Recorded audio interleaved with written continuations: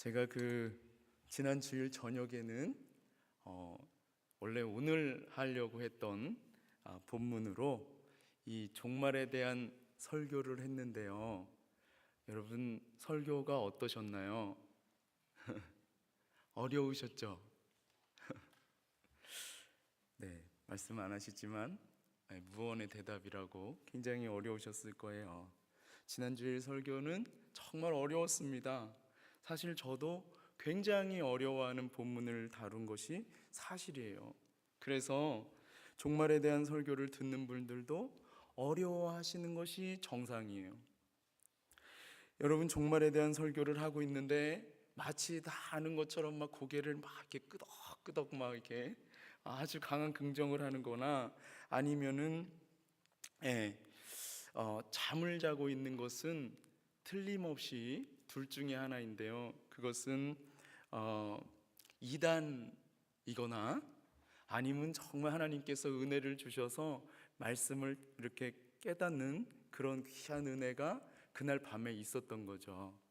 여러분 그런데 잠을 자지는 않는다고 할지라도 이 고개를 끄덕끄덕 이렇게 그런 분이 계셨었거든요.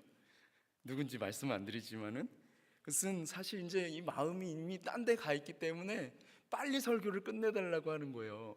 근데 저는 또 절대 안 끝내죠. 또 준비한 원고가 있는데 다 이제 하는 것입니다. 저는 여러분 특히 제가 이 예언자적 원근통시법이니 뭐 점진적 평행법이니 막 듣도 보지도 못한 막 말을 막 쓰면서 굉장히 낯설고 생소한 단어들까지 막 쓰다 보니까 설교가 정말 더 어려웠어요. 어려운 것이 사실입니다. 그럼에도 불구하고 이 지난주에 했던 설교의 핵심은 아주 간단해요. 무엇이냐면 깨어있으라 라고 하는 것입니다. 너무나 간단해요. 여러분 지금 우리는요 각성을 해야 합니다. 그래서 이 나라의 민족을 위해서 우리가 지금 기도를 해야 돼요. 이 나라의 민족은 지금 새로운 미래를 앞에 놓고 굉장히 중요한 시기를 맞이하고 있습니다. 우리는 지금 이 정말 중차대한 시기에 영적으로나 현실적으로 정말 한 단계 도약하느냐 아니면 그대로 주저앉아서 또다시 오랜 시간을 보내느냐 하는 기로에 놓여 있습니다. 여러분 그러므로 지금 우리 모두는 깨어서 이 나라의 민족을 위해서 정말 간절한 마음으로 기도해야 합니다.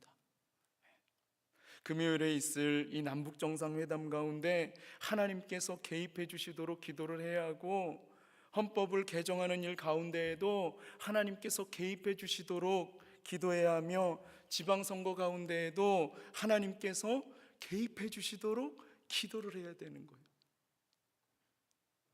정말 지금은 이 민족이 다시 한번 도약해야 할 시기이고 영적으로 각성해야 할 정말 중요한 시기입니다.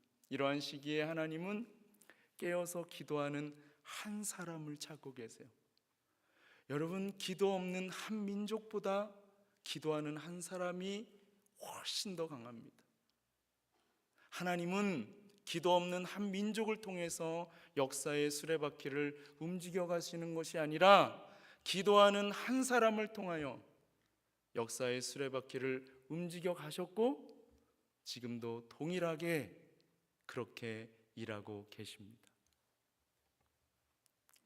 사랑하는 여러분, 기도의 자리에 나와서 기도합시다. 나라와 민족을 위해서 기도합시다. 여러분 새벽을 깨우시기를 바랍니다. 나라와 민족을 위해서 한번 새벽을 깨워 보십시오. 하나님께서 여러분과 여러분의 자녀의 삶에 놀라운 은혜를 부어주시는 것을 반드시 경험하게 될 것입니다. 안 믿는 것 같아요. 그러거나 말거나 그죠? 괜찮습니다. 사랑하는 여러분, 신앙생활을 정말 잘한다고 하는 것은 신앙생활을 어떻게 하는 것을 말하는 것일까요? 기도하는 것마다 다 응답받고 인생이 정말 화장지처럼 술술 잘 풀리는 것이 과연 신앙생활을 잘하는 것일까요? 아니면 여러분 어떻게 하는 것이 신앙생활을 정말 잘하는 것일까요? 여러분, 우리 모두가 사실 신앙생활을 정말 잘하고 싶습니다. 그런데 문제는요, 그게 내 마음과 같이 잘 안 된다는 거예요. 오늘 본문에서 우리는 신앙생활을 정말 나름대로 잘하고 있다고 생각하는 한 사람, 한 걸음 더 나아가서 하나님의 말씀을 정말 완벽하게 알고 있다고 생각하는 한 사람이 예수님께 나와서 감히 예수님을 시험하는 것을 볼 수가 있습니다. 25절을 보십시오. 어떤 율법교사가 일어나서 예수님을 시험하려고 질문을 하나 했습니다. 선생님, 제가 무엇을 하여야 영생을 얻을 수 있을까요? 시험을 하려고 했다고 하는 것은 테스트를 하려고 했다는 뜻이에요. 율법교사는 예수님이 과연 영생을 얻을 수 있는 방법을 정확하게 알고 있는지 모르는지 테스트를 해보기를 원했습니다. 그랬더니 이 율법교사가 예수님을 시험하고 있다는 것을 이미 다 알고 계신 예수님께서는 답을 하지 않으시고 다시 질문하시는 것을 볼 수 있는데요, 26절을 보십시오. 율법에 무엇이라 기록되었으며 내가 어떻게 읽느냐. 사실 여기에는 예수님께서 이미 답에 대한 방향도 다 제시해 주고 계신 것을 볼 수가 있습니다. 율법에 무엇이라 기록되었으며 내가 어떻게 읽느냐. 율법 교사의 질문에 답을 하지 않으시니 예수님은 더 날카롭고 예리하게 질문을 하시는 것을 볼 수가 있는데요, 예수님께서 내가 어떻게 읽느냐 라고 물으신 것은 너는 그 율법을 어떻게 해석하느냐 라고 물으시는 거예요. 맞다 그러잖아요 지금. 여러분, 예수님은 이 율법교사가 율법을 잘 알고 있는지도 궁금하셨지만은 그 율법을 어떻게 해석하는지, 그리고 한 걸음 더 나아가서는 그 율법을 그의 삶에 어떻게 적용하며 살아가고 있는지도 굉장히 궁금하셨어요. 하지만 율법교사는 율법에 무엇이라고 기록되어 있는지만 대답하는 것을 볼 수가 있는데요, 우리 다 함께 한번 27절을 같이 한번 읽어보겠습니다. 27절 시작. 대답하여 이르되 내 마음을 다하며 목숨을 다하며 힘을 다하며 뜻을 다하여 주 너의 하나님을 사랑하고 또한 내 이웃을 내 자신같이 사랑하라 하였나이다. 아멘. 역시 율법교사는 달라요. 이 율법교사는 율법교사답게 신명기 6장 5절의 말씀과 레위기 19장 18절의 말씀을 조합을 해서 율법에 무엇이라고 기록되어 있는지를 완벽하게 대답하는 것을 볼 수가 있습니다. 그러니까 예수님께서 칭찬을 해주시는 것을 볼 수가 있는데 28절을 보십시오. 내 대답이 옳도다. 예수님은 이 율법교사가 대답한 것을 칭찬해 주시고 굉장히 심히 매우 높이 평가해 주셨습니다. 사실 예수님이 가르쳐 주신 대답하고 다르지가 않거든요. 그런데 예수님은 거기에서 멈추지 않으시고 한 말씀을 더하셨습니다. 이것을 행하라, 그러면 살리라. 이것을 행하라, 그러면 살리라. 여러분 아멘이십니까? 아멘을 강요한 것 같아서 굉장히 죄송한데요, 여러분 예수님이 하신 이 말씀은 레위기 18장 5절의 말씀이었습니다.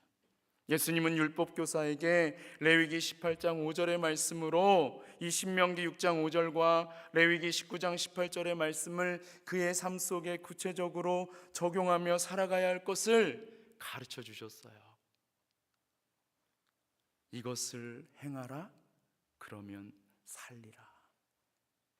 그런데 예수님이 하신 이 말씀 속에는 지금 율법교사가 말씀대로 살고 있지 않다고 하는 것을 전제하고 있습니다. 율법교사는 망치로 머리를 세게 한 대 두들겨 맞은 느낌이었어요. 지금까지 행함이 없이 그저 머리로만 알고 만족하는 것으로 살아온 자신의 삶이 송두리째 다 드러나는 기분이었습니다. 하지만 체면 때문에 자신이 느낀 것을 그대로 다 노출할 수는 없었어요. 그러니까 이것을 간파한 율법교사가 자기를 옳게 보이려고 예수님께 다시 질문하는 것을 볼 수가 있는데요, 29절을 보십시오.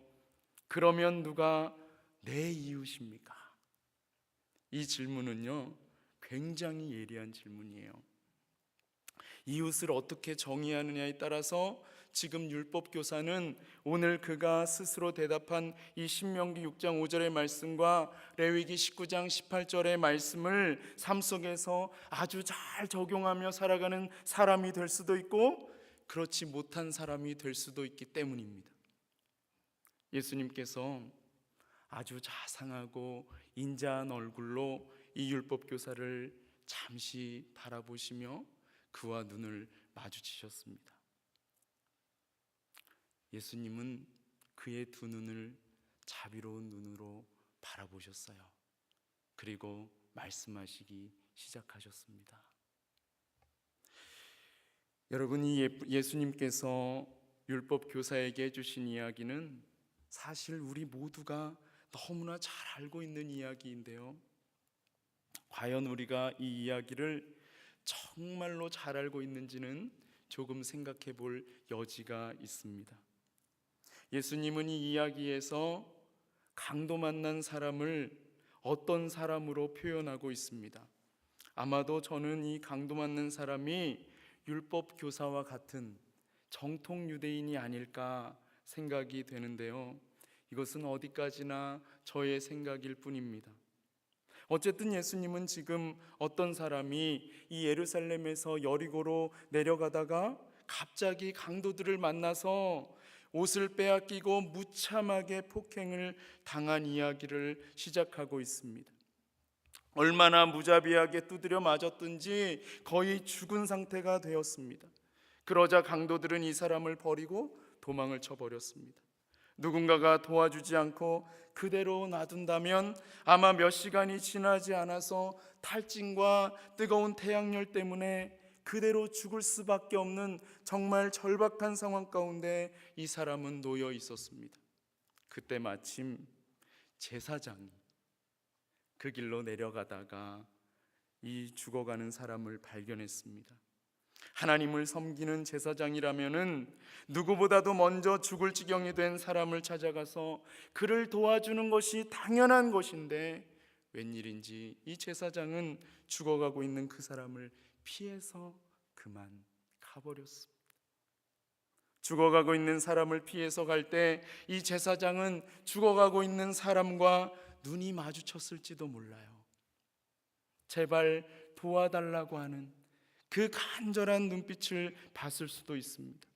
하지만 피범벅이 된 얼굴을 보자마자 너무나 징그러워서 얼굴을 바로 돌려버렸을지도 몰라요. 제사장은 의도적으로 온몸이 피투성이가 된 이 사람을 피해서 가버리고 말았습니다. 이번에는 레위인 한 사람이 지나가다가 거의 죽어가고 있는 이 사람을 봤습니다. 이제 조금 더 많이 죽어가고 있습니다. 이제 이 죽어가는 사람을 살릴 수 있는 시간이 얼마 남지가 않았습니다. 정말 온몸이 피범벅이 된 이 사람을 살릴 수 있는 골든타임이 그렇게 점차 지나가고 있었습니다. 그렇다면 이 레위인은 어땠을까요? 레위인은 죽어가는 사람의 심각한 상태를 인식하고 이 죽어가는 사람에게 가서 그를 돌볼까요? 하지만 이 레위인도 죽어가는 사람을 피해가는 것을 볼 수가 있습니다. 그런데 그때 정말 때마침 한 사람이 지나가는데 그는 누구였을까요? 우리 다 함께 한번 33절을 같이 한번 읽어보겠습니다. 시작. 어떤 사마리아 사람은 여행하는 중 거기 이르러 그를 보고 불쌍히 여겨. 아멘. 정말 때마침 지나가는 한 사람이 있었는데 그는 바로 사마리아 사람이었습니다. 율법교사는 귀를 의심하지 않을 수가 없었어요. 예수님께서 지금 뭐라고 말씀하시는 거야? 사마리아인이 지나간다고? 내가 제일 경멸하는 사마리아 사람은 어떻게 할까? 여러분, 실제로 이 정통 유대인 출신의 율법교사는 이 사마리아 사람을 경멸했어요. 여러분, 율법교사는 왜 이 사마리아 사람을 경멸한 것일까요? 이것은 이스라엘의 역사적인 배경을 조금 알아야지 이해가 되는 것인데요, 이것은 마치 우리나라가 일본을 지독하게 싫어하는 것이나 이 전라도와 경상도 사람들 사이에 있는 지역 감정과도 같은 거예요. 여러분, 사실 이런 지역 감정이 우리나라에만 있는 것은 아닙니다. 미국에도 있고 영국에도 있습니다. 여러분, 그래서 미국은 남북 전쟁까지 치루었잖아요. 그렇죠? 네.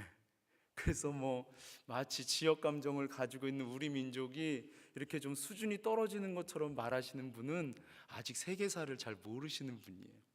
네. 지역 감정은 세계 어디를 가도 있습니다. 여러분, 오늘 이 이스라엘은 다윗의 아들인 솔로몬이 통치한 이후부터 이 남유다와 북이스라엘로 갈라졌는데요, 이 북이스라엘의 수도는 사마리아였습니다. 그런데 이 북이스라엘에는 이제 기원전 722년경에 이 아수르에 의해서 침략을 당하고 그리고 나라를 빼앗겨 버렸습니다. 여러분이 아수르 사람들은 아수르 제국을 효율적으로 통치하기 위해서 일본이 우리나라에게 시행했던 문화말살 정책과 같은 것을 이제 시행을 했는데요, 아수르는 이 아수르 사람들은 사마리아에 거주하도록 강제 이주를 시키고요, 그리고 사마리아에 있는 사람들은 아수르로 강제 이주를 시켰습니다. 그리고 이 사마리아 사람과 아수르 사람을 서로 결혼하도록 했어요. 그러니까 자연히 혈통이 변질이 될 수밖에 없었습니다. 뿐만 아니라 이 사마리아 사람들은 하나님을 섬기면서 동시에 이 아수르가 섬기는 우상도 섬겼습니다. 여러분, 그러니 이 유대인들이 볼 때에 이 사마리아인은 더 이상 유대인이 아닌 것이었어요. 그러니까 어떠한 취급을 했는지는 너무나 잘 알 수 있는데요, 그런데 이제 결정적으로 유대인과 사마리아 사람들의 금이 간 것은요, 기원전 128년에 있었던 한 사건 때문이었는데, 이 기원전 128년에 요한 힐카니스라고는 하는 이 사람이 이 사마리아 사람들이 성전을 세워놓은 이 세겜을 정복을 하고 그리심산에 세운 이 성전도 파괴해 버렸습니다. 동족 상잔의 전쟁이 일어난 것이죠. 여러분, 그리고 이 요한 힐카누스라고 하는 사람은 여기에서 멈추지 않고 20년 후에 사마리아를 포위해서 정복한 후에는 이 대부분의 영토를 하스모니안 왕국에 합병을 해버렸습니다. 죄송합니다. 제가 너무 어려운 걸 말씀을 드려도, 그렇지만 이제 본문을 잘 이해하려면 지금 말씀드린 걸 잘 듣는 게 중요해요. 그러니까 이 사마리아 사람들이 유대인들을 좋아할 리가 없었고, 유대인들도 이 사마리아 사람들을 좋아할 리가 없었습니다. 철천지 원수, 왼수죠, 왼수, 완전한 왼수. 여러분, 그러다 보니까요, 이 바리새인들은 사마리아 사람들을 경멸했습니다. 절대로 상종할 수 없는 인간 이하의 사람들로 취급을 했어요. 이것은 지금 오늘 본문에 나오는 이 율법 교사도 마찬가지였습니다. 이렇게 자기가 정말 지독하게 경멸하는 이 사마리아 사람이 예수님께서 하시는 말씀에 등장을 하니까 이 율법 교사가 귀를 기울이지 않을 수 없지 않았겠습니까? 여러분, 그런데 예수님께서 정말 뜻밖의 말씀을 하시는 거예요. 33절을 보십시오. 사마리아 사람이 거의 다 죽어가는 사람을 보고 불쌍히 여겼다라고 하는 것입니다. 불쌍히 여겼다고 하는 것은 이 죽어가는 사람이 아파하는 것을 보니까 애간장이 무너지는 듯한 마음을 느껴서 견딜 수가 없었다고 하는 것입니다. 만약 이 죽어가는 사람이 정말로 정통 유대인이었다고 한다면 이것은 그야말로 충격적인 일이 아닐 수가 없었어요. 왜냐하면 그가 그토록 경멸하는 사마리아인이 그 죽어가는 정통 유대인을 돌봐준다고 하는 것은 상상조차 하기 힘든 일이었기 때문입니다. 절대로 일어날 수 없는 일이었어요. 율법교사는 속으로 이러한 생각들을 해보지 않았을까, 저는 이 말씀을 묵상하면서 생각해 보기도 했는데요. 그렇게 생각하는 순간에 이 율법교사는 다시 한번 망치로 한 대 머리를 세게 얻어맞는 듯한 기분을 느꼈습니다. 먼 거리를 여행 중에 있었던 이 사마리아 사람은 거의 다 죽어가고 있는 사람에게 가까이 가서 그의 슬픈 눈을 따뜻한 눈으로 바라보며 아무런 말도 하지 않고 그 사람의 상처를 정성을 다해서 싸매어 주기 시작했습니다. 그가 여행할 때 사용하려고 준비한 이 소중한 기름과 포도주를 상처가 난 곳에 발라주기 시작을 했어요. 상처를 입은 사람은 따뜻한 온기를 느낄 수가 있었고 비로소 마음 가운데 평안함을 느낄 수가 있었습니다. 그런 따뜻한 어루만짐은 살면서 단 한 번도 경험해 보지 못한 것이었어요. 여러분, 상처가 아무르려면 시간이 필요했습니다. 그래서 이 사마리아 사람은 온몸에 상처를 입은 사람을 자기가 타고 온 짐승에다가 태우고 자기는 걸어서 가장 가까운 곳에 있는 여관으로 가장 빨리 갔습니다. 드디어 여관에 도착해서 이 사마리아 사람은 상처 입은 사람과 하루를 함께 보내면서 그를 정성껏 돌보아 주었어요. 사실 여행을 할 때는 그날 계획한 스케줄이 있기 때문에 하루를 온전히 자기가 알지도 못하는 이 죽어가는 상처를 입은 사람에게 쓴다고 하는 것은 정말 큰 손실이 아닐 수가 없었습니다. 이 사마리아 사람의 입장에서는 하루를 완전히 망쳐버리고 말았습니다. 그렇게 완전히 망쳐버린 하루를 통해서 상처 입은 사람은 조금씩 회복이 되어가고 있었습니다. 다음 날이 되었어요. 사마리아 사람은 여관 주인에게 2데나리온을 주면서 상처 입은 사람을 정성껏 돌보아 달라고 부탁을 했습니다. 여러분, 이 2데나리온은 여러분이 잘 아시는 것처럼 노동자의 이틀 품삯이에요. 그리고 만약 비용이 더 든다면은 자신이 돌아올 때에 갚겠다고 약속을 했습니다. 그러니 이 사마리아 사람은 돌아올 때에 반드시 이 여관을 들려서 비용이 더 들었는지 안 들었는지 확인을 하고, 안 들었으면 그냥 가지만 만약에 들었으면 그 더 든 비용을 자기가 직접 지불하고 가야만 했습니다. 여러분, 온몸에 상처를 입은 이 사람을, 정말 생면부지의 이 사람을 전적으로 이 사람이 책임지는 것을 볼 수가 있습니다. 또한 상처 입은 사람으로부터 오늘 본문을 보면은 이 사람은 돈을 돌려받을 생각도 하지 않고 있다는 것을 알 수가 있습니다.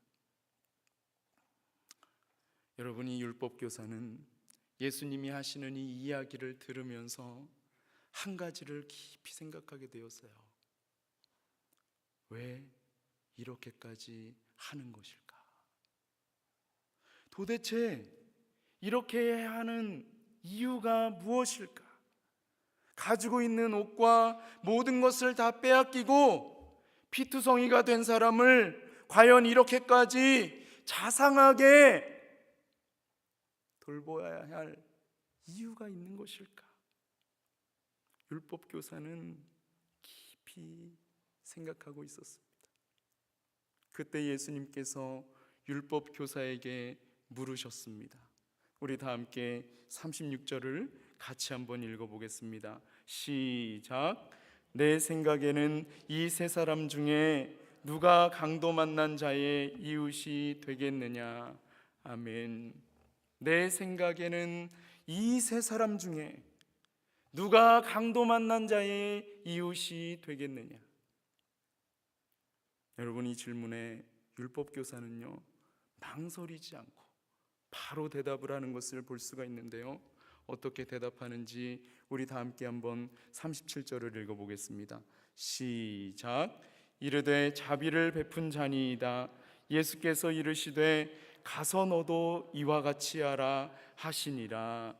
아멘. 자비를 베푼 자니이다.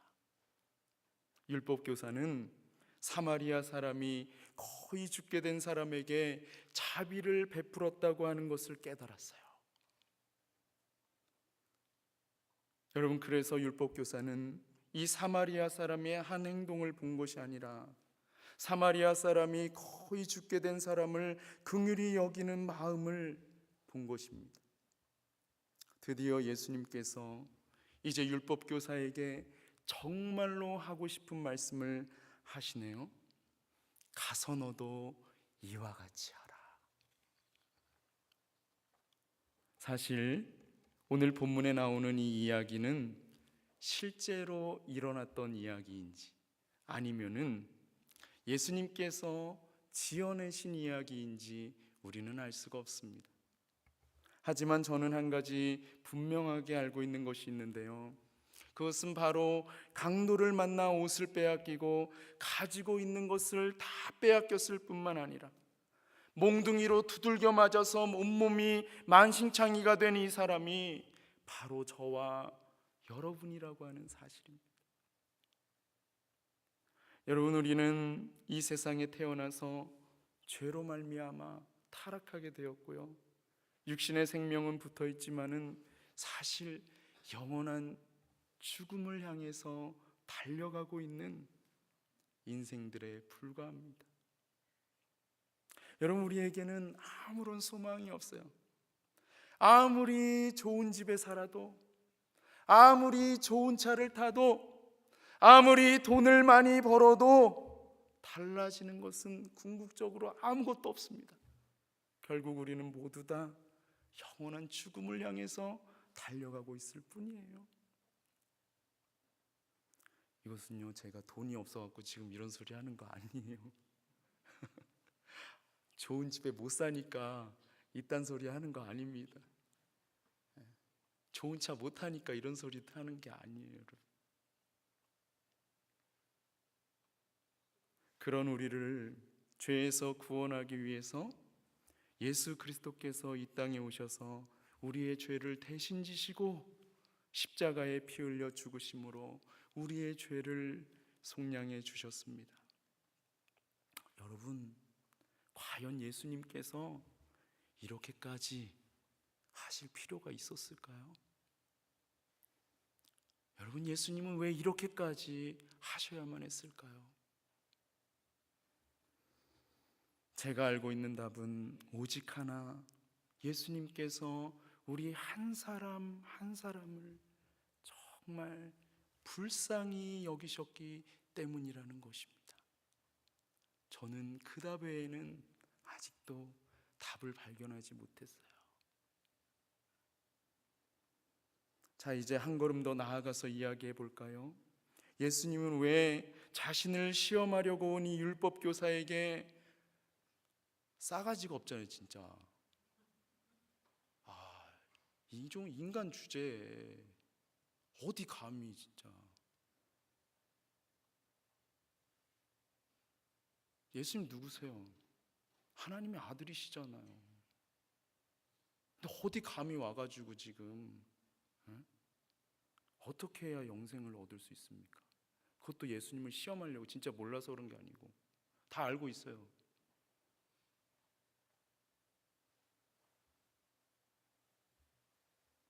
이런 사람에게 이렇게 큰 친절을 베풀어 주신 것일까요? 자기를 시험하러 온 사람에게 굳이 이렇게까지 정말 큰 자비를 베풀어 줄 필요가 있는 것일까요? 뭐 어떻게 살든지 그냥 내버려 둬도 관계가 없는 것 아닙니까? 천국에 가든지 지옥에 가든지 뭐 관심을 갖지 않는 것이 오히려 속편한 거 아니에요? 솔직히 우리는 그렇게 살아가지 않습니까, 여러분? 하지만 예수님은 그렇게 하지 않으셨어요. 예수님은 이 율법교사에게 관심을 가지셨고, 율법교사를 죄에서 구원하기 위해서 그가 반드시 들어야만 하는 놀라운 복음을 그에게 말씀해 주셨습니다. 이건 제 생각인데요, 이 율법교사는 예수님이 전해주시는 이 복음을 듣고 전율하지 않을 수가 없었습니다. 그리고 자신의 삶에 놀라운 변화를 경험하지 않을 수가 없었어요.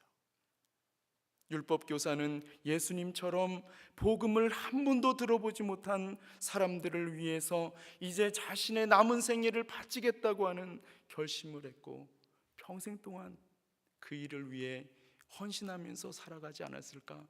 저는 이렇게 개인적으로 감히 추측을 해봅니다.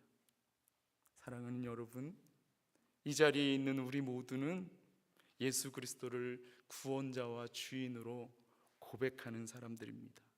여러분, 그렇다면은 우리들은 우리들의 남은 생애를 어떻게 살아가야 하는 것일까요? 예수님을 믿는다고 하면서도 여전히 나 자신의 배만을 불리는 일을 위해서 살아간다면은 정말로 예수님을 믿는 사람이라고 할 수 있을까요? 예수님을 믿는다고 하면서도 여전히 나 중심적인 세계관을 가지고 살아간다면 그 사람이 과연 정말로 예수 믿는 사람이라고 할 수 있을까요, 여러분? 예수님은 우리를 죄에서 구원하기 위해서 그의 생명을 십자가에서 아낌없이 내어주셨습니다. 예수님께서 우리를 죄에서 구원하기 위해서 그의 생명을 아낌없이 내어주셨다고 하는 것은 예수님은 가지신 전부를 다 내어주셨다고 하는 것을 의미하는 것입니다.